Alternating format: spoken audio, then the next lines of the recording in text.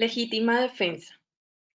Quedarse arraigado en cuerpo y alma, al filo del día, afincado hoy, empotrado en esta silla, a sangre y fuego.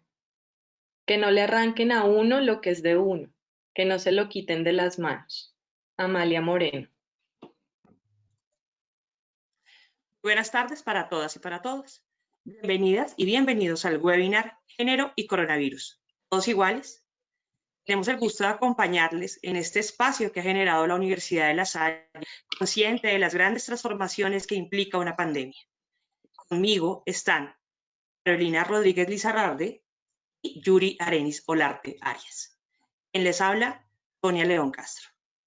Soy mujer, enfermera, feminista. Estudios posgraduales me han ayudado a comprender el lugar de enunciación, defender y saber desde dónde me estructuro y cómo también desaprendo. La epidemiología me enseñó que los números pueden evidenciar lo que se quiera, que aquellas ciencias duras realmente deben ser cuestionadas para no replicar injusticias. La salud colectiva me enseñó que la salud va más allá de la enfermedad. Lo colectivo no es la sumatoria de la población. En definitiva, me dejó mi más grande tesoro, el feminismo. Actualmente, como estudiante de doctorado de Ciencias Humanas y Sociales, he aprendido que en la academia no es el lugar en donde suceden las grandes transformaciones, que siempre, siempre debemos cuestionar eso que la ciencia dice conocimiento. Bueno, muchas gracias, Sonia, por la invitación. Yo soy Carolina Rodríguez Lizarralde. De formación, pues estudié ciencia política.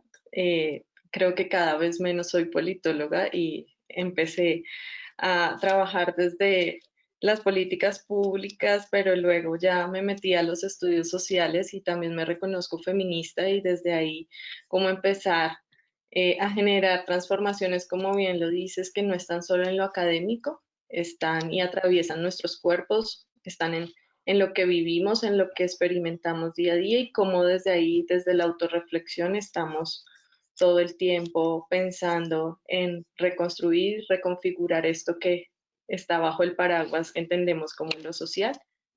Y bueno, pues de verdad espero que sea para todas y para todos un lugar de construcción, que podamos encontrarnos y conectarnos no solo virtualmente, sino conectarnos a través de estas experiencias que nos han llevado a repensarnos en este momento desde lo que proponemos en el conversatorio.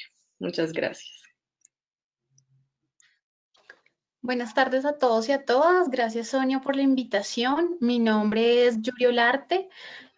Yo, antes de estudiar terapia ocupacional, estuve en diferentes espacios de activismo social, de pedagogía popular, y creo que eso es lo que ha marcado toda mi trayectoria en la universidad. Como terapeuta ocupacional he aprendido fundamentalmente el rol tan importante que tiene la vida cotidiana en todas las transformaciones sociales y humanas. Tengo una maestría en educación y una especialización en epistemologías del sur que intenta dar este vínculo entre lo que es todo el sistema de activismo social y todo lo que la universidad, digámoslo allí, tiene que aprender también. Estoy muy contenta de estar con ustedes, de poder compartir desde diferentes perspectivas lo que es la salud. He profundizado bastante en todo el tema de salud mental comunitaria y desde allí queremos también dar una perspectiva a esta nueva situación de la vida que nos enfrenta el coronavirus. Muchísimas gracias, Carolina, Yuri, compañeras muy queridas. Siempre estamos frente a un evento de salud, en este caso de enfermedad como una pandemia, tenemos que preguntar si todos vamos a estar siendo afectados de la misma manera. Es por eso que el día de hoy quisimos, a través de 3 ejes grandes, género, clases y edad, hablar de manera múltiple y de manera obviamente dialéctica, cómo nos vemos y cómo nos afectamos en un evento, como este, en una pandemia de coronavirus. Entonces, inicialmente queremos hablar de género. Les invitamos a las personas que están en este evento que cualquier pregunta que tengan la realicen a través del chat y al final vamos a tener un espacio para conversar frente a varios aspectos que pudiesen llegar a generarse a través de este diálogo. Cuando nosotros hablamos de género, hablamos de la necesidad que tenemos de comprender, aunque este evento, el coronavirus, nos está afectando de manera similar en términos de proporciones, tanto a hombres como a mujeres, esto realmente nada tiene que ver con las formas de enfermar, de afrontar una situación como la pandemia. Así es que nos hemos dado cuenta que diferentes eventos similares a este, es decir, con tintes de epidemia, pandemia, brotes también, nos dejan la importancia de incorporar como tal el análisis de género en todos los esfuerzos, en las acciones, para prepararnos y para responder efectivamente ante estas situaciones. De esta manera, no solamente se promueve como tal el objetivo de equidad de género y salud, sino que también estamos dando una respuesta a todos y a todas, y no dejando a las minorías fuera. Así también se pueden crear políticas e intervenciones efectivas y equitativas. Cuando hablamos de género y no más allá del género entendido de forma binaria, queremos ver cómo diferentes aspectos se pueden vivir de forma diferencial. Empecemos entonces con aquello de la triple carga. Ustedes saben, las mujeres no nos podemos salvar de esta triple carga que a la larga redunda en una triple inequidad. Porque la diferencia de la velocidad con que nosotras las mujeres hemos ingresado al mundo laboral nada tiene que ver con la velocidad con que los hombres han ingresado al mundo de las actividades domésticas o del cuidado total del hogar. En este orden de ideas, y ustedes lo pueden ver a través de las imágenes que están en la diapositiva, en la presentación, las mujeres seguimos ahorita, en este momento de pandemia, asumiendo no solamente las actividades laborales, sino también las actividades que implican el cuidado del hogar. Entonces, si vemos claramente la imagen de la izquierda, en donde mientras que uno de los dos se puede concentrar en las actividades que demanda trabajar desde casa, las mujeres seguimos asumiendo también las actividades de cuidado y esto tiene un impacto que después vamos a ver y vamos a discutir un poco frente a la salud mental de las mujeres. Por otra parte, uno quisiera que la violencia de género también entrara en cuarentena, también tuviera un momento de pare, pero infortunadamente nada más lejano de la realidad que esto. La línea 155 reportó el incremento del 50% de las llamadas por violencia de género en estos días de aislamiento. Este dato es de abril y sigue aumentando. Un ejemplo, si tomamos a China, ya triplicó el número de denuncias de violencia por parte de la pareja en su etapa de confinamiento o cuarentena. Colombia, desde cada 10 mujeres reportan violencia por parte de la pareja. Reportan. Pero nosotros nunca podemos olvidar que en este tema todavía hay un subregistro muy grande. De igual manera, el 77% de los casos de violencia sexual en Colombia, que son denunciados en Colombia, ocurren en la vivienda. Es decir, las casas, lo que puede llamarse hogar, no es un escenario seguro para las mujeres y las niñas. Y cuando se está en un momento de confinamiento por una pandemia, muchas mujeres estaban confinadas con su agresor. ¿Sí? Recuerden ustedes que estamos en un país en donde medidas tan absurdas como la detención domiciliaria para hombres que están siendo procesados por violencia doméstica, realmente violencia de género, o por abuso sexual, termina siendo evidentemente exponiendo a la víctima con su victimario. Entonces, esta violencia de género no paró, la violencia de género se agudizó, realmente es un diferenciador en lo que implica un confinamiento para las mujeres y para los hombres. Otra de las situaciones que sucede es cómo se agudizaron los aspectos de desempleo y la marcada diferencia salarial entre hombres y mujeres, es decir, esa brecha de género que existe. Como todos sabemos, de 100 pesos que se gana alguien, realmente hay una diferencia de 30 pesos entre una mujer y un hombre. En Colombia, por ejemplo, para el DANE, en el 2019, el desempleo general era, el desempleo para las mujeres, perdón, era del 14,4%, mientras que para los hombres era de 8,1%. Sabemos que el desempleo se agudizó en este momento de pandemia, pero sigue siendo muy diferente para mujeres que para hombres. Para mujeres se tiene estimado que en marzo aproximadamente el 16,4% de mujeres tenían desempleo frente a un 9,8% en los hombres. Tampoco es un secreto para nadie que cuando suceden este tipo de cosas en donde se tiene que decidir quién debe quedarse a cargo de las responsabilidades domésticas, de las actividades en casa, del cuidado del hogar, siempre es la mujer la que sale primero, o bien sea de su trabajo o la que aplaza sus proyectos o la que se desescolariza, y simplemente esto termina agudizando un fenómeno que es la feminización de la pobreza. Nada diferente a lo que nada diferente sucede en Colombia a lo que sucede en varias regiones del mundo. O lo peor es que las mujeres terminamos asumiendo 24 horas del día todas las actividades, las laborales, las del hogar y todo lo que implica el sostenimiento, no solamente de sus hijos o de su hogar, sino también del sostenimiento económico en la zona o en el área en la que se desempeña. Esto fue algo que sucedió especialmente en ciudades como Bogotá, en donde se tomaron medidas de salud pública que fueron pensadas en un género binario, hombre-mujer, de pico y género. Medidas como estas realmente incrementan las diferencias en ciertos sectores, es decir, se agudiza todo lo que tiene que ver con desigualdad, inequidad e injusticia a ciertas poblaciones, como es el caso de las poblaciones trans, donde evidentemente tenían que seguir expuestas a eventos o a fenómenos como la homo y la transfobia, ¿sí?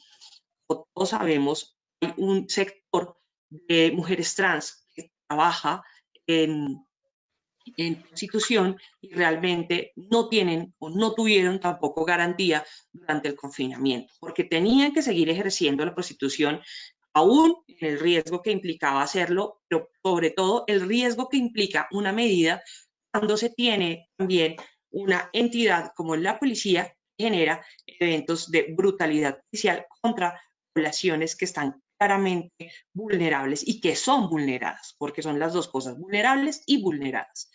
El caso, por ejemplo, de Alejandra, que no podemos dejar pasar en vano, donde se le niega la atención, se le deja morir. Esto realmente da cuenta de cómo ciertas medidas en una población, en una sociedad que no tiene para nada la sensibilización frente a la diversidad y a la equidad y a la justicia, termina afectando ciertas poblaciones en un gran, más que porcentaje, en una magnitud mayor que otras. Para ponerlo en términos también, las posibilidades de leernos desde el género para generar transformaciones, hicimos también aquí hablar un poquito de esos ejemplos de mujeres que están en cargos de poder y que han llevado el asunto del manejo del coronavirus de una manera bastante diferente, con resultados exitosos. La mayoría de noticias al respecto atribuyen ciertas características femeninas al éxito que pudieron tener estas líderes. Evidentemente no podemos negar, uno, en qué países son líderes, es decir, las condiciones sociales, económicas de dichos países, que no son las mismas de países como, como en Latinoamérica, perdón. Pero más allá de eso, es pensarnos la posibilidad de tener formas diferentes de comprender el poder. No olvidemos que las mujeres, cuando accedemos a escenarios de poder, la mayoría de veces lo que se hace es replicar un poder que está estructurado de, para y por los hombres. Entonces hay que hacer una lectura de cómo se puede tener una forma diferente de comprender el poder, de relacionarnos en el poder y tener ejemplos exitosos ante el manejo de una situación de salud pública como esta. Evidentemente, la empatía, la capacidad de escuchar al otro, el ejercicio de liderazgo colectivo son como trazadores en estos ejercicios hechos por mujeres. Entonces, aquí vemos cómo el género se puede ver de diferentes maneras atravesando una situación como esta, una pandemia por un evento como el coronavirus.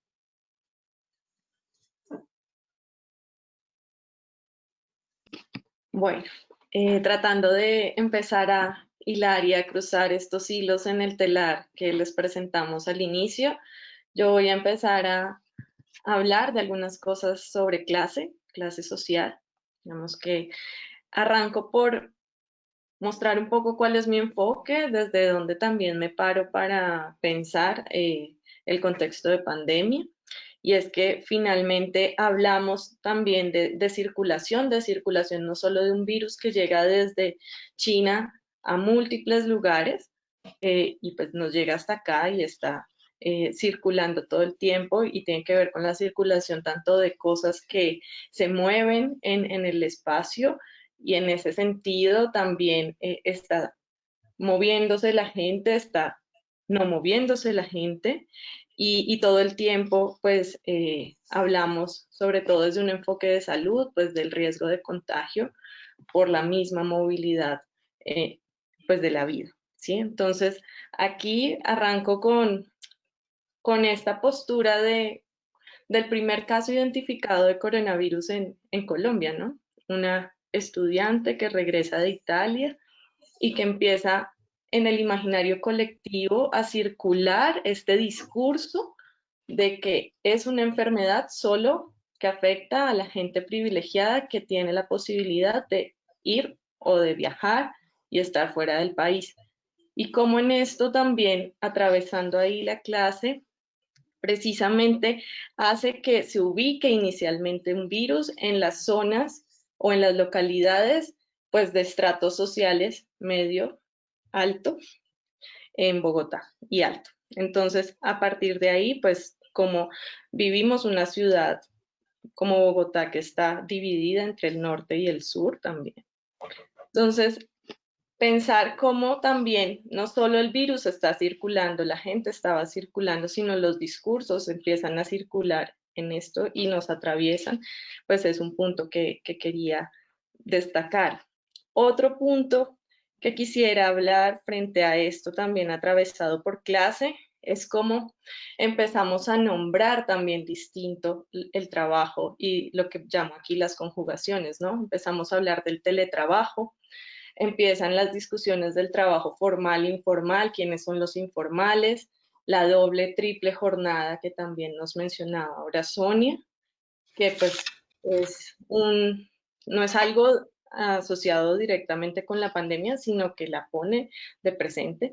Y los sin trabajo, ¿cierto? Creo que si pensamos cómo esto también ha venido afectando distintas capas desde las empresas grandes hasta las microempresas, como también dado por esto, se empezaron a notar vulneraciones en los derechos laborales de la gente, toda la discusión que hay también asociado con la salud mental que queremos transversalizar aquí en el conversatorio, como las jornadas de trabajo cada vez se hacen más complejas de llevar y están afectando la salud, tanto física y mental de las y los trabajadores, ¿sí? Cómo pensar también desde aquí la vida productiva y la vida reproductiva en el ejercicio del cuidar dentro de las casas, cómo nos estamos cuidando, quienes trabajan para el cuidado, sobre todo el sector de la salud que ha estado en esta primera línea. Entonces creo que también estratificando quizás en este gran paraguas de profesionales de la salud, también quienes llevan unas cargas, quienes se mueven desde los que distribuyen medicamentos hasta los que trabajan en los hospitales con turnos que bastante agitados están por esta época, como también se sectorizan ciertos hospitales y empiezan a darse y a ubicarse en ciertas localidades o en ciertos barrios. Yo vivo en Fontibón, por ejemplo, vivir muy cerca en uno de los hospitales que fue declarado para atención exclusiva de coronavirus. Esto también cómo impacta en el territorio donde llega y se se ubica pues esta atención en salud y lo que yo he llamado la aplanadora pandémica.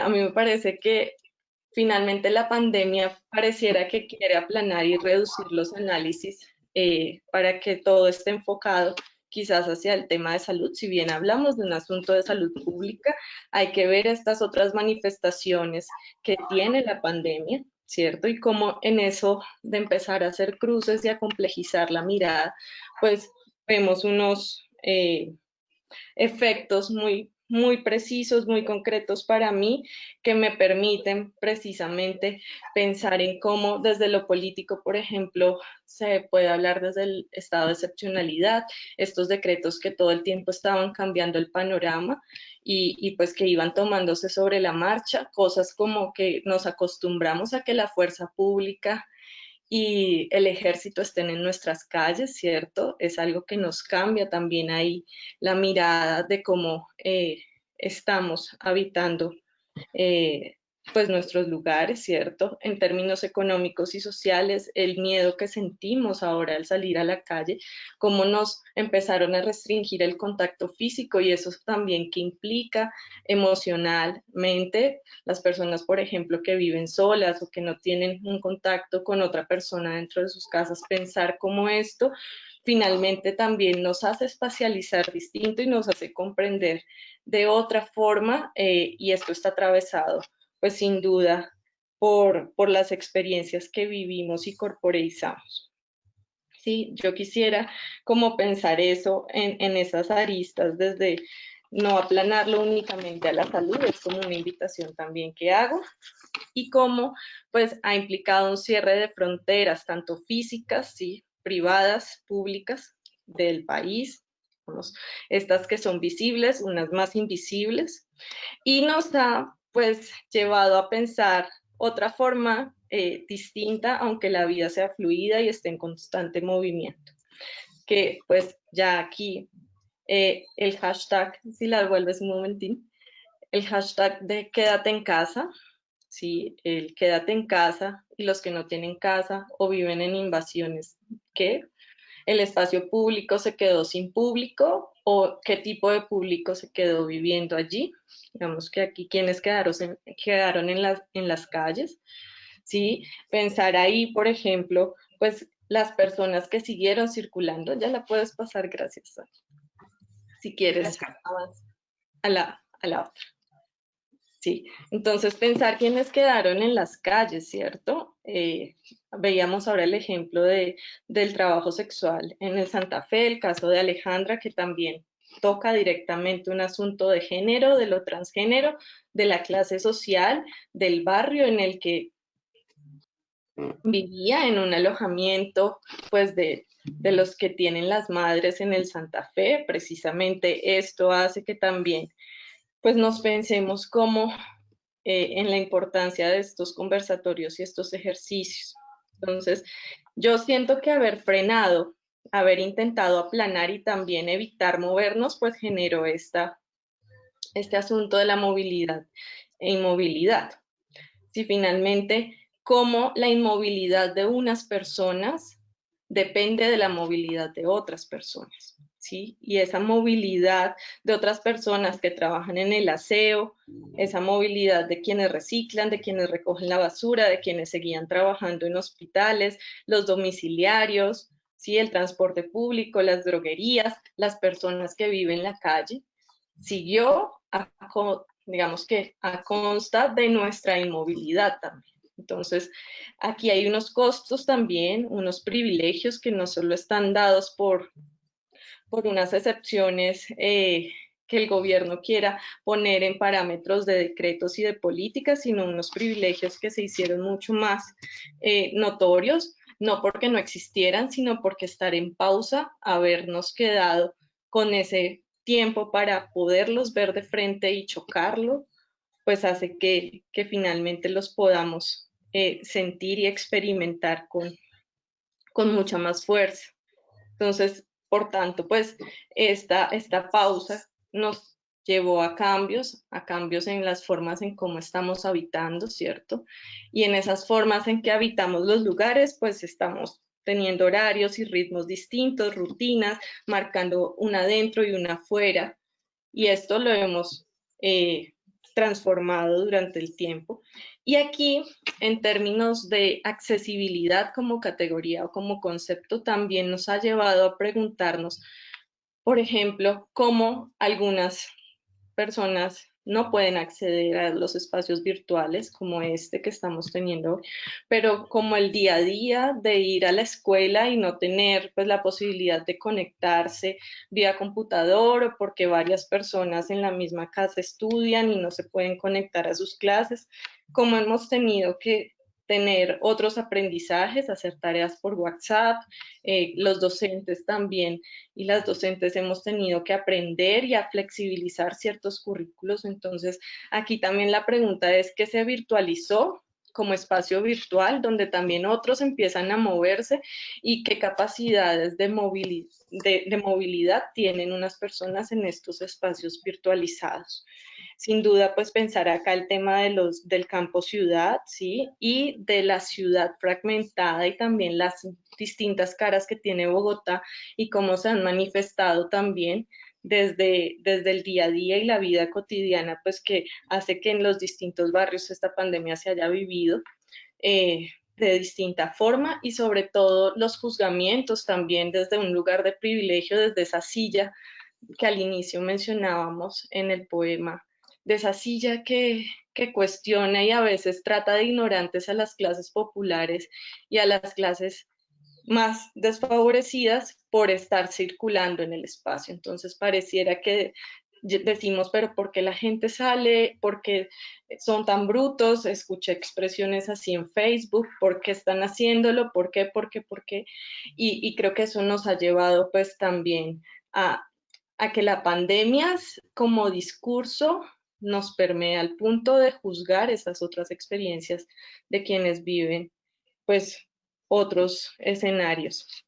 Y aquí para mí lo que se ha venido manifestando sobre todo son unas luchas que han venido emergiendo en el tiempo y en el espacio también. Vemos casi que todos los días en noticias gente que sale a protestar por servicios públicos, demandando alimentos en un inicio porque no había cómo sostener, vimos los trapos rojos. Creo que también hemos asistido como a otros focos de movilización y a otros focos de no solo de hacer visible lo que a veces en la normalización del día a día no lo era, y creo que eso nos ha llevado a movilizarnos de otra manera. Ahí hay en la siguiente una imagen bastante sugerente, si la puedes pasar, Sony, porfa, como pareciera que está cargándose algo, ¿sí? Y los ánimos de estos días que también hace que esté así a flor de piel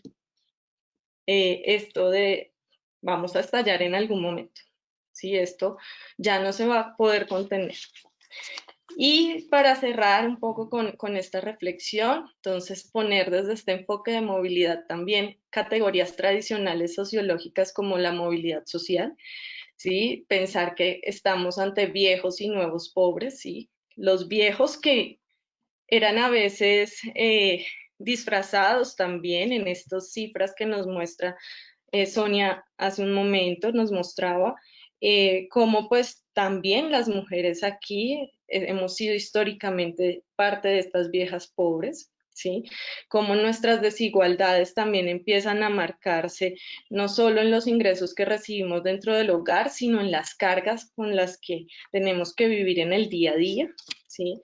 Nuevos pobres a quienes han despedido porque la pandemia justifica todo también en estos momentos, porque estamos tratando ahorita de reconstruir sectores productivos y reactivar la economía y no, digamos, a veces pensamos quiénes nos hemos podido mantener y también aquí reconocerme totalmente desde una persona que habla del privilegio y la posibilidad de estar trabajando ahora mismo desde casa y poder hacer este tipo de actividades desde casa, pero pensando también en quienes trabajan fuera o tienen que ganarse la vida fuera porque su trabajo no les permite virtualizarlo o hacerlo desde otras maneras más flexibles.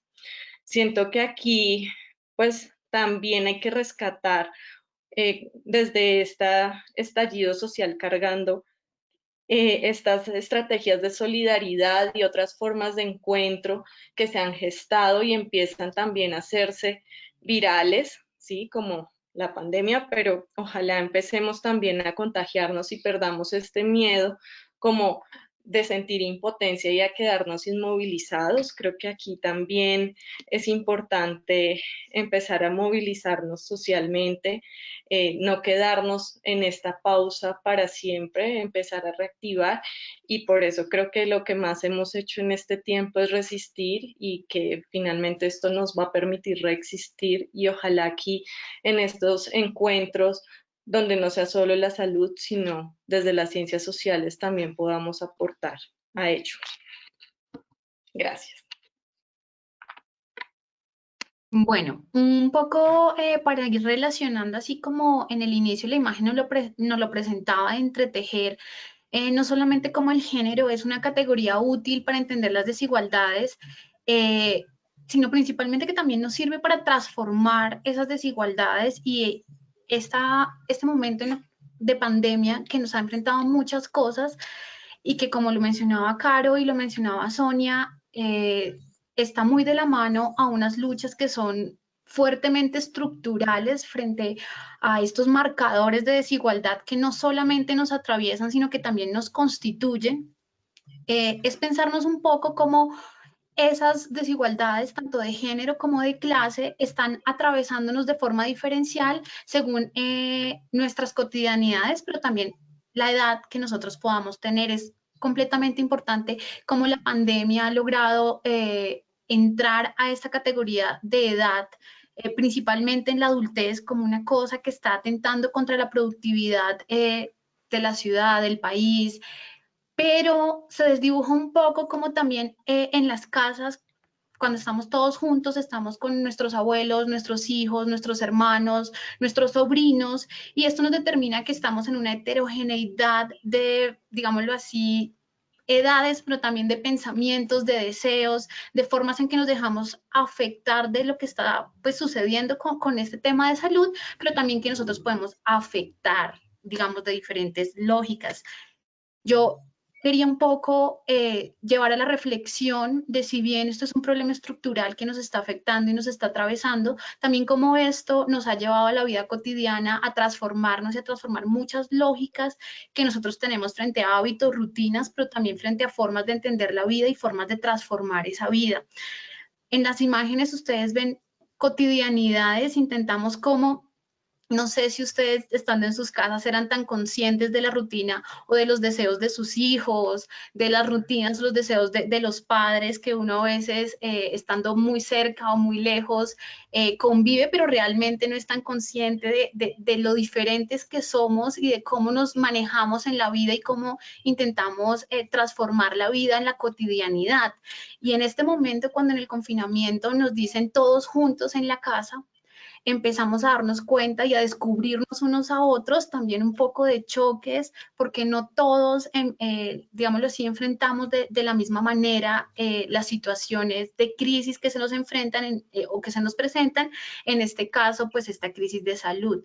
Yo también quiero recordar un poco para que empecemos a reflexionar que la salud desde hace muchísimos años ya dejamos de entenderla solamente como ausencia de enfermedad, y que comprendemos globalmente que es un estado de bienestar o que es una sensación de bienestar que no solamente incluye la parte física, sino también esa parte emocional, afectiva y principalmente relacional. Y con esto quiero un poco que empecemos como a expandir un poco las reflexiones frente a cómo la crisis de la pandemia nos ha afectado no solamente en una latencia de que se puede afectar nuestra salud física, sino que realmente ha traspasado todas nuestras nociones de lo que es esta salud mental y cómo poder relacionarnos con los otros realmente nos genera un bienestar muy, muy alto para que, digamos, nosotros podamos continuar con todas las cosas a las que nos enfrentamos. Sony, si quieres la puedes pasar, por favor. Gracias. En este orden de ideas, yo quiero aquí un poco que nos pensemos como seres humanos, con ciertos privilegios, porque podemos estar aquí discutiéndonos, pensándonos, yendo un poquito más allá a través de estas pantallas, cómo ya de entrada afrontar la vida era, digamos, en términos de desigualdad, tan complejo de afrontar, de saber con qué estrategias yo me manejo a nivel cotidiano, y ahora sumarle a esto afrontar el coronavirus, cómo es parte de la normalidad sentirnos agobiados, agotados, tristes, estresados o con ansiedad, no saber cómo reaccionar a este momento, y que muchas veces las crisis, si bien nos plantean y nos sacan muchas cosas que uno no conoce de sí mismo, también son una oportunidad, digámoslo así, de podernos transformar y de poder, digamos, tener esta agencia que nos permite, digámoslo así, cambiar. Sin querer romantizar, porque muchos medios de comunicación han querido romantizar el cuidado. Yo creo que de esta categoría de género, una de las cosas más potentes que han logrado esta pandemia es visibilizar el cuidado y su potencial de transformación, no solamente personal, sino social. Y creo que en esa noción de cuidado podemos un poco empezar a pensar profundamente y a reflexionar cómo impacta en la cotidianidad, pero también cómo impacta en todos los seres humanos, en todas, digamos, las etapas de la vida que el ser humano transcurre. Y también eso cómo nos ayuda a alivianar esas tensiones que nos presenta esta crisis de la pandemia.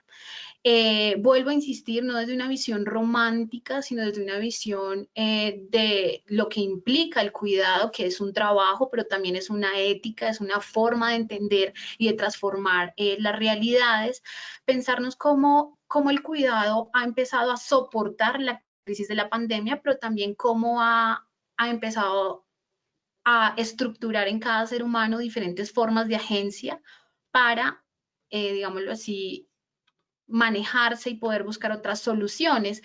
Ahorita en el espacio de preguntas nos gustaría un poco que cada uno y cada una de ustedes pudiera de forma profunda decir cómo, cómo se ha posibilitado en la vida tramitar todas estas emociones que nos genera el tema de la crisis de salud que estamos viviendo, y cómo el cuidado ha podido ser el soporte para muchos de nosotros, un poco, no solo desde la salud física, lo cotidiano, los alimentos, toda la parte de bioseguridad que todo el tiempo nos están bombardeando, que es lo más importante, sino principalmente cómo ustedes logran vivir en tranquilidad, vivir un poco a pesar de todo el nivel de estrés que nos maneja la crisis, crisis sociales que nos generan estrés, crisis de salud que nos generan estrés, crisis políticas y económicas que nos generan estrés, y que en este momento se nos están sumando y nos están diciendo hay que transformarnos, hay que movernos, hay que movilizarnos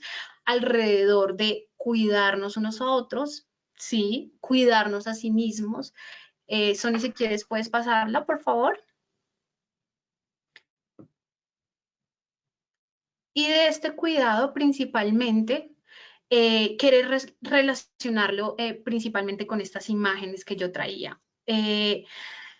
Una de las imágenes en la parte inferior de la presentación, si ustedes se dan cuenta, un poco esta tensión se cree que está centralizado en lo racional, ¿sí? En el conocer o no conocer sobre los efectos del coronavirus, qué lo causa, qué no lo causa, cómo me cuido, pero todo desde el conocer y no desde el cuerpo, desde cómo nos está atravesando, desde las sensaciones y las emociones, esta situación de estar encerrados, esta situación de siempre estar en riesgo, de no saber si yo salgo y me estoy exponiendo, si me quedo adentro, si posiblemente antes yo abrazaba a alguien y ahora no sé si puedo ir a abrazar a mi mejor amiga o puedo ir a abrazar a mi mamá. Ese tipo de cosas que pasan más por el cuerpo y por las sensaciones son cosas que no nos estamos abordando un poco en esta crisis de salud que nos está afectando a todos, que muchos de nosotros creemos que es banal, ¿sí? Que lo importante es si nos llegamos a enfermar y cómo esto puede afectar nuestra salud física, y no ponerle un poco más de atención a cómo nuestras emociones en este sistema de crisis nos pueden estar dando ciertos signos de alarma para empezar a tramitar y evitar un poco un hostigamiento, una crisis un poco más fuerte de lo que es cómo yo tramito, cómo yo manejo estas angustias que me dan frente a la enfermedad o posiblemente frente a la muerte. En este orden de ideas, un poco para cerrar el conversatorio, un poco llamar la atención a esto que nos ha bombardeado por todo un montón de webinar, un montón de cosas, de seamos productivos, aprendan cosas, hagan cosas. También un llamado a dense tiempo, quédense quietos, cuídense pensando un poco en las cosas que le generan tranquilidad. La productividad va mucho más allá de el ser, digámoslo así, potencialmente remunerativo para esta sociedad, sino realmente una productividad que les genere un nivel de satisfacción personal y de paz interior, digámoslo así, y que no hay una receta, porque hemos visto 50.000 webinars de las recetas para que usted pueda sobrevivir a esta pandemia, un poco desde lo físico y desde lo mental, y realmente somos totalmente diferentes, nuestras familias son diferentes, como ya lo vimos, estamos atravesados por categorías de desigualdad diferentes, y eso lo que nos determina es que cada uno de nosotros tenemos formas diferentes de tramitar estas angustias y estas situaciones que se nos presentan a nivel, digámoslo así, de salubridad o de sanidad, que todos reconocemos que se han traspolado al tema social, político y económico de cómo estamos viviendo y entendiendo la vida. Un poco aquí vamos a la reflexión de, ¿nos sentimos seguros? ¿Nos sentimos tranquilos? ¿Qué preferimos? ¿La tranquilidad o la seguridad? ¿Cómo logramos equilibrarnos en estas sensaciones a través del cuidado para que podamos un poco transformar esta crisis que nos está transformando? Es un poco a lo que queremos llevar la discusión en los siguientes minutos que nos quedan. Muchísimas gracias, Yuri. Voy a intentar conectar la cámara, pero si no me ven igual, no hay ningún problema con esta pequeña falla técnica. Este conversatorio que trajimos el día de hoy a través de la Facultad de Ciencias de la Salud busca siempre ser un espacio para que realmente podamos cuestionarnos, leernos de otra manera, comprender lo que está sucediendo sin la necesidad, la tensión de tener que ser, como lo acaba de decir Yuri, tener que ser, tener que producir, tener que estar tranquilo, tener que saber afrontar. Es decir, lo que nos está sucediendo nos atraviesa absolutamente todo nuestro ser de manera integral. Atraviesa nuestro cuerpo, nuestras dinámicas en la casa, nuestras dinámicas en la calle, dinámicas laborales, la posibilidad, más bien, no la posibilidad, sino el estar en una constante incertidumbre, se conozca o no se conozca del tema. Es decir, el hecho de tener mayor conocimiento, quizás biomédico, tampoco garantiza una mayor tranquilidad, viceversa. El no tenerlo tampoco es garante de estar menos intranquilo. Entonces, en ese orden de ideas, queremos saber, ustedes, tal cual como Yuri y Caro han invitado, o nos han invitado a que nos pensemos cómo esto nos está atravesando, cómo esto nos está planteando las posibilidades de ser y de transformarnos. Porque, en definitiva, día a día suceden cambios en lo micro, en lo meso, en lo macro, a la larga van a interactuar y nos van a hacer que aquello que llamábamos normalidad pues, no vuelva a suceder. ¿Cómo lo estamos viendo? ¿Cómo lo estamos afrontando? ¿Cómo lo estamos viviendo? Así es que abrimos este espacio. Me voy a permitir volver a la primera diapositiva. Abrimos este espacio, por favor, para sus preguntas, para que podamos dialogar un poco alrededor de estas.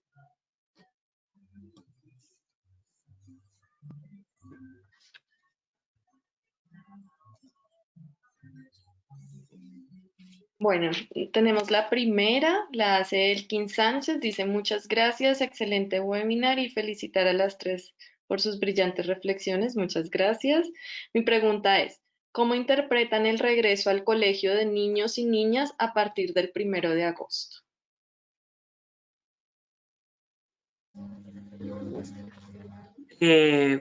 La interpretación, sí, uno que aquí, bueno, lo podemos interpretar desde diferentes puntos, mi querido doctor Elkin. El primero, y ahí sí voy a hablar un poco como epidemióloga, es que nosotros estamos viendo que lejos estamos, pues, lejos está Colombia y de hecho Latinoamérica superó en términos de número de personas afectadas a Europa. ¿Sí? Lo que se supone que no iba a pasar porque, como Carolina lo dijo al principio, se supone que era una enfermedad de viajeros y de determinado estrato. O sea, nosotros vivimos en este caso de subdivisión. Pero lo que sí se está viendo es que lejos estamos de aplanarnos, de aplanar la curva, perdón.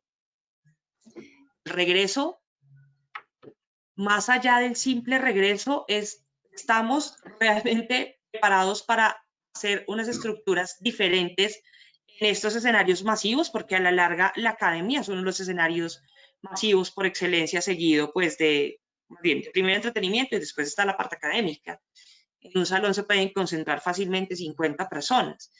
Cómo estos espacios realmente van a ser garantes de poder seguir con el número de estudiantes con los que venían, en términos de la educación primaria y secundaria. ¿Quiénes son los niños que pueden llegar y volver? O sea, ¿cuántos van a volver realmente? ¿Cuántos pueden seguir? Y no en términos solamente del número, sino de lo que implica reactivarse en una supuesta normalidad, cuando, lo repito, pues, tenemos que generar cambios de eso que creíamos normales. Ahí lo veo un poco desde la parte epidemiológica y no sé, Caro, Yuri, ¿cómo más lo podemos ver? Bueno, yo creo que es súper importante no leer ese regreso de forma homogénea, ¿sí? Porque realmente bueno, que los niños estén en casa, digámoslo así, estudiando virtualmente o estudiando a distancia mejor, no era un acceso para todo el mundo, no es un acceso para todo el mundo y realmente los criterios de desigualdad nos están diciendo que muchos de los niños que están o que van al colegio, a los colegios públicos, el colegio público también es el único sitio donde están teniendo garantía de cuidado, ¿sí? En términos de alimentación, pero también en términos un poco de la viabilidad de socialización que puede tener un niño.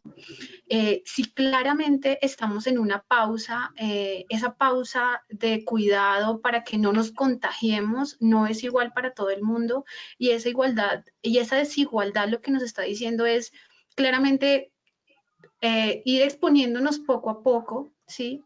O hacer ciertas transiciones o ciertas transformaciones nos determinan saber un poco, bueno, en este momento, quiénes son los que no están en el colegio, quiénes están en el colegio de forma virtual, qué demanda que un niño esté en la casa, que a mí eso siempre me ha llamado mucho la atención, o sea, el papá termina un poco ahí acompañando muy de cerca al chico, pero en muchas circunstancias no hay niños que realmente si no vuelven al colegio no están escolarizados, pero también no tienen las posibilidades de alimentación, no tienen posibilidades tampoco, digámoslo así, de acceso al conocimiento.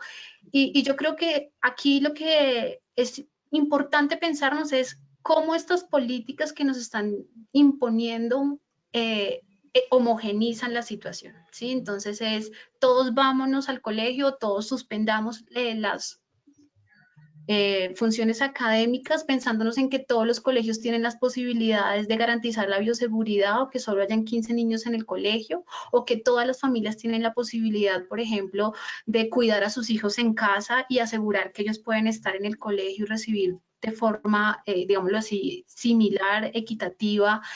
Esto yo creo que un poco va por ese lado.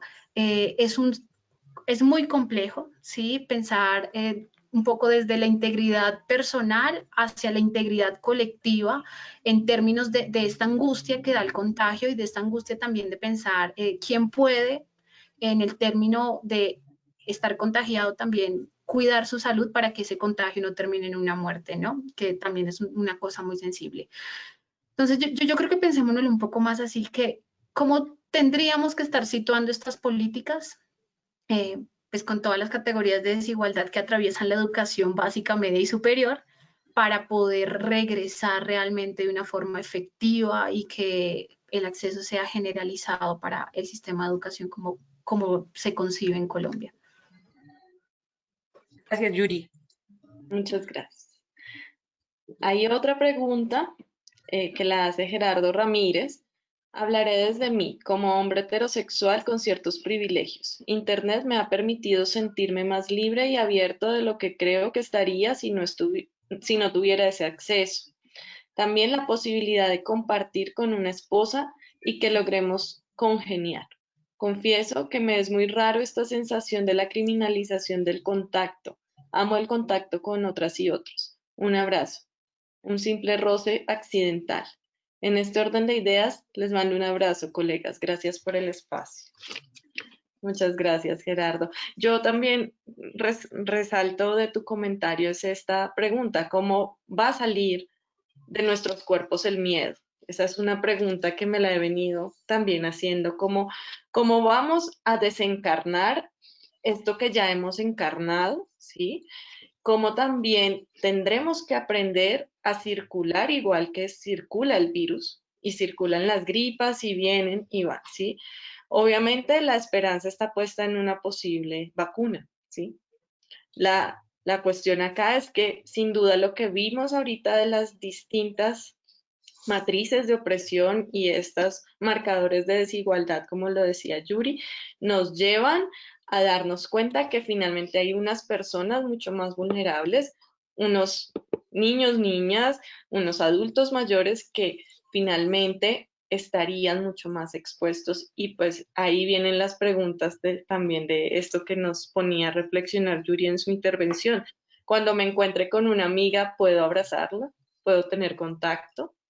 Aparte de, no sé, con mi mamá, que en estos momentos ha pasado quizás el periodo en muchos años, el más largo sin verla, ¿sí? Es como esto también nos afecta y empieza pues a pensarse cada vez más lo que yo decía al comienzo, como esto finalmente atraviesa nuestra experiencia y el cuerpo aquí es pues esa frontera también del contagio y del cuidado, también de la protección, del generar esos lazos y vínculos tan importantes para lo que llamaríamos tejido social.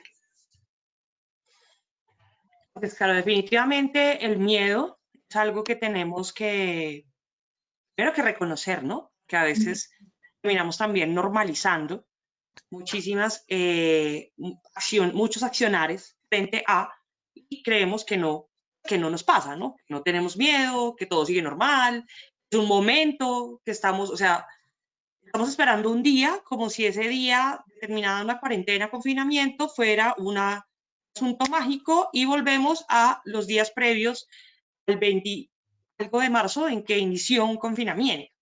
Entonces, reconocer el miedo y los cambios en nuestro accionar frente a él es importante. Pero hay otra pregunta, si quieres la lees y la abordamos. Bueno, Evi, un saludo muy especial, una de mis estudiantes. Dice, hola, mi nombre es Evi, quisiera agradecerles por este espacio y quisiera preguntar en qué medida el confinamiento afecta en mayor o menor medida a las mujeres que habitan en la calle o aquellas que tienen como ejercicio en su profesión la prostitución. Bueno, aquí un llamado inicial que hago y es que precisamente desde las fechas que está narrando Sonia, desde el 20, desde que arranca el simulacro, también los centros de atención entran en aislamiento. Si bien en este momento pues se están priorizando algunas medidas como de madres gestantes que estén en situación de calle o adultos mayores, que es también como según lo que reportan la Secretaría de Integración Social y pues el IDIPRON como operadores de la política social de atención, pues hay unas afectaciones ya que empieza no solo por lo que les decía de dejar de circular en la calle y como todo lo que hace que permita dinámicas de desenvolverse y sobrevivir en la calle, pues se hayan frenado y de un momento a otro, pues no había dónde conseguir muchas cosas. Aquí, por ejemplo, pensar en otras formas también de subsistencia que han habido y digamos que en términos de las mujeres trabajadoras sexuales, pues en el Santa Fe, como las FAMI y como estas organizaciones que permiten también cocinar, cuidarse entre ellas, las ollas comunitarias que también aparecen en el espacio público, o la posibilidad de organizar parches de cambuches y empezar a cocinar con la comida que pues les donan, porque la gente solo estaba saliendo a mercar, era más fácil pues pedir no la liga o la moneda, sino pedir una libra de arroz, empezaron a cocinar. Digamos que para hablar un poco como de esta situación muy callejera, pero aquí pues empezamos a ver también, específicamente hablando de lugares del enocinio, pues posiblemente también el estar en encierro hace que estén mucho más vulnerables estas mujeres a, pues, al tráfico, a la trata también de personas, al tener riesgos de encerramiento y que los clientes o las trasladaran para evitar pues estas aperturas de los negocios, las pone sin duda mucho más en riesgo también, así como pues riesgos no solo de contagio de enfermedades de transmisión sexual, sino también por el coronavirus y como vimos pues también el caso de Alejandra que pues es bastante diciente en términos de cómo no solo las mujeres cisgénero, sino también las mujeres trans están en un lugar eh, con este hashtag de nos están matando, estamos muriendo y pues es parte como de lo que también vale la pena pensarnos en cómo operan esos cruces entre clase y género. No es lo mismo que una persona trabajadora sexual o en ejercicio de prostitución con servicios prepago pueda ir a unas casas a prestar sus servicios sexuales a quienes lo hacían en contextos de calle o a quienes lo hacían pues en estos lugares o prostíbulos o lugares del lenocinio, como se llama. Vale. ¿Hay otra pregunta? Que tengo un problema, Caro, y es que no me sale muy bien, entonces no las puedo leer. Bueno, Discúlpame. Ángela Rincona, Ángela, un abrazo, gracias por escucharnos. Dice, muchas gracias, mujeres maravillosas, por este conversatorio tan enriquecedor y tan necesario. Quería preguntar lo siguiente, ¿cómo la sororidad se ha hecho visible en tiempos de pandemia? O mejor, ¿cómo podemos seguir viviendo la sororidad en tiempos de crisis? Muy pertinente la pregunta. Es una pregunta muy interesante y si bien esta situación de pandemia ha generado algunos brotes voy a hablar primero de solidaridad en términos generales, hay algo que sí hay que tener muy claro y es como que esto no le quite responsabilidades al gobierno también. Es decir, las acciones solidarias en pro de las personas que tenían o tienen unos ingresos mediante un sector en un sector informal o las situaciones que se ven con por ejemplo, con la red comunitaria trans o también las situaciones que se ven de desigualdades e injusticias en términos de raza, generan ciertos movimientos en esta pandemia de uniones para resolver unas situaciones concretas, pero realmente hay asuntos estructurales que, ¿cómo explicarlo? Realmente superan estas acciones de solidaridad. Ahora, en términos de, eso es como lo primero que quiero decir, no se le puede quitar, tampoco pretender subsanar ciertas responsabilidades del gobierno con acciones de pequeños colectivos y de pequeñas ideas que son necesarias en el término del humano, pero que no responden a las injusticias, a las estructuras que marcan estas injusticias. Y la sororidad, explicarlo. Días o semanas antes también habíamos tenido ciertos movimientos, por ejemplo, frente a la salud sexual y reproductiva de las mujeres, en términos específicos, el aborto, y esto quedó un poco en stand-by, esto y otras tantas cosas más, pero realmente la posibilidad de buscar otros mecanismos de conexión y de que no se nos rompan lazos que realmente como mujeres hemos tejido de una manera muy constante y Yuri yo creo que ahí nos puede dar aún muchísimas más luces, cómo nos no es reinventarse, realmente es tejer y volver a tejer de otra manera. Para que este asunto de la sororidad no solamente no muera, sino que se fortalezca y se fortalezca de una manera muchísimo más fuerte. Y no solamente fuerte en términos de número, sino en términos de todas estas categorías que nos atraviesan también como mujeres. Entonces, es la posibilidad de seguir diciendo, aquí estamos y seguimos. Y seguimos de una manera muy comprometida y más concisa, si no tengamos la posibilidad de encontrarnos, que es un asunto muy importante para las mujeres, posibilidad de generar escenarios concretos de encuentros, para los diálogos, para las transformaciones, para las deconstrucciones. Yuri, no sé si tú tengas aquí algo que nos quieras aportar.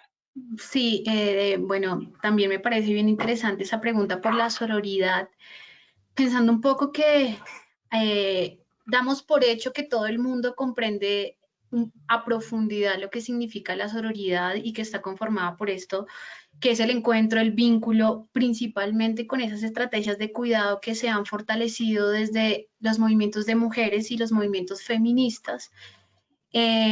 También un poco reflexionar y problematizar cómo creemos que el término sororidad está puesto en la acción popular, ¿sí? O en el movimiento social, es donde se circula la sororidad, y en estos tiempos de crisis yo creo que expandir la sororidad también al encuentro en familia, al encuentro con las personas más cercanas, en donde uno no lo ve tan político, y pensarnos otra vez, reformularnos eso de lo personal es político, es atravesar la sororidad incluso con una misma, ¿no?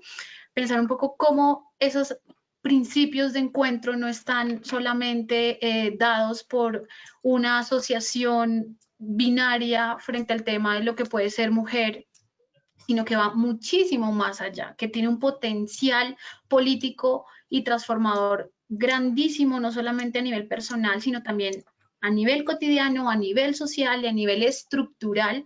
Eh, los mecanismos, digamos, que la sororidad nos ha traído. Yo, digamos, en estos días he estado muy contenta porque realmente la mayoría de los movimientos juveniles, culturales, sociales, estudiantiles, que tienen como principio la sororidad, se han reinventado increíblemente para ir y llegar a muchos otros espacios, a muchas otras personas, pero también esto está circulando como el virus, ¿sí? Es mucho más visible, ha empezado a tener otras movilidades, no solamente ahora es asunto de las feministas, sino que es un asunto que realmente está reconfigurando cómo se entiende el movimiento social y cómo llega a la cotidianidad del hogar de muchas personas, que antes uno veía allá las feministas marchando, allá los estudiantes marchando, en unas estructuras de encuentro y de vínculo muy interesantes, pero muy lejanas también, y cómo esa sororidad sí la hemos llevado a nuestras casas,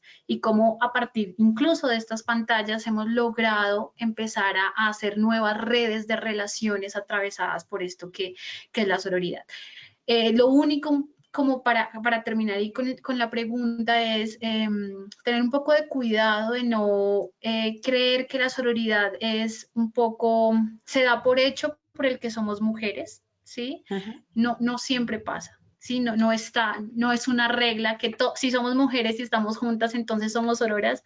No, es heterogéneo, somos complejos, seres complejos, y bueno, allí un poco transformar esa sororidad como inmediata, como que es innata, no. La sororidad también es una cosa que nos transforma y que nosotros podemos transformar y volverlo un poco un concepto más abarcador y más cuidador. Y yo quisiera también colgarme de esto último que dice Yuri, también para, desde lo personal, que es político, invitar también a que Gerardo, por ejemplo, desde donde se sitúa también en esta interlocución dentro de las familias, a que acerquemos también a estas miradas feministas a nuestros hombres, ¿sí? A nuestros padres, a nuestros hermanos, nuestras parejas, a que hagan parte también, porque están, digamos, sintiendo los efectos de esta pandemia y también necesitan, así como lo manifestaba ahora el compañero, necesitan ser escuchados, necesitan también procesar por sus cuerpos, dejarse atravesar y empezar pues a construir algo distinto. También han sufrido desde las distintas manifestaciones y creo que esto nos permite también acercarnos y en ese encuentro reconfigurar las relaciones de género que no son estáticas para nada y que están precisamente en esta oportunidad de crisis con esa posibilidad de que las recreemos. Vale, muy bien. Muchísimas gracias. Entonces, a las personas que dejaron sus preguntas, realmente enriquecen este tipo de escenarios, la posibilidad de sabernos conectados, de sabernos en un diálogo realmente, en un compartir y sobre todo en un respeto y en un crecimiento en la diferencia. Esa diferencia que hace que no veamos que no somos homogéneos absolutamente para nada, el enfermar, el confinarnos, el relacionarnos en estos momentos son diferentes por categorías tan grandes como género o como clase o como raza, también con categorías tan simples como lo decía Yuri, por ejemplo, pienso hoy en mi espacio de hogar y cómo me relaciono con los demás, o como lo decía Caro, cómo nos movemos y cómo el virus me movió o no me movió, realmente interactuó conmigo más allá del hecho de enfermarme en un cuerpo, cómo este también acciona frente a mi ser social. Esto y muchos otros aspectos queremos que queden en el recordatorio de ustedes que nos acompañaron en este momento y así generarnos unos espacios diferentes para pensarnos diferentes y para accionar también diferente, porque tal cual como dice una frase popular, lo normal era lo que no estaba del todo bien, así es que hay que repensarnos para ver cómo vamos a hacer post pandemia. Muchísimas gracias a todos y a todas. Yuri, Caro, un abrazo gigante.